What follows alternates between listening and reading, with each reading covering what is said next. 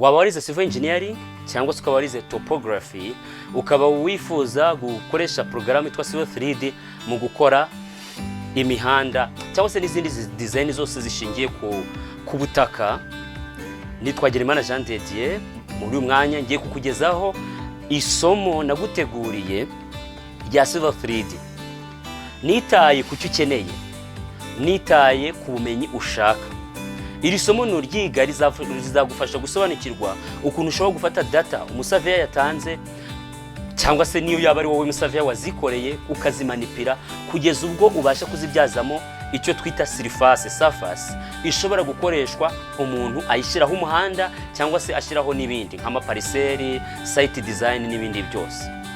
Ngwino wige ukuntu umuntu akora icyo bita horizontal geometry, ashushanya alignment, n'uburyo akora vertical geometry, ashushanya izo bita profile. Ngwino wige ukuntu umuntu ategura ama assembly ari buze gukoresha ahuza na alignment ndetse na profile kugira ngo abashe kubona umuhanda. Ngwino wige ukuntu umuntu abasha gukora gukata ibibanza muri area yahawe mu bigendanye na urban planning. Ngwine wige concept z'ukuntu ushobora gukoresha feature lines ndetse n'izindi capability n'ubundi bushobozi bw'iprogramu kugira ngo ubashe gukora icyo bitwita landscape design cyangwa se site design.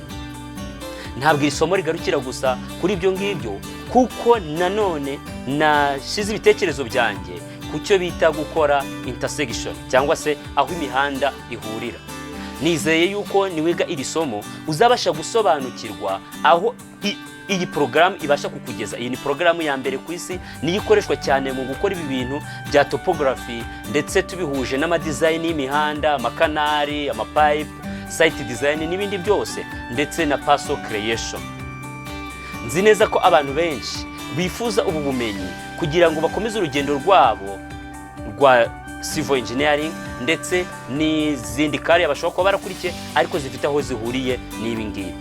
Niyo mpamvu gusa kugira ngo utugirire icyizere, level up skills, wige iri somo kandi wibuke yuko tugusezeranira ubufasha. Ntabwo uziga wenyine, tuzaba turi kumwe tugufasha kuri buri ntambwe yose aho uzagenda ugera. Video zikoze neza, ni full HD, ama audio ameze neza, nta makaraza, ibintu byose bimeze neza kugira ngo bigufashe kugera ku cyo ushaka, kandi turahari kugira ngo dufatanye uru rugendo.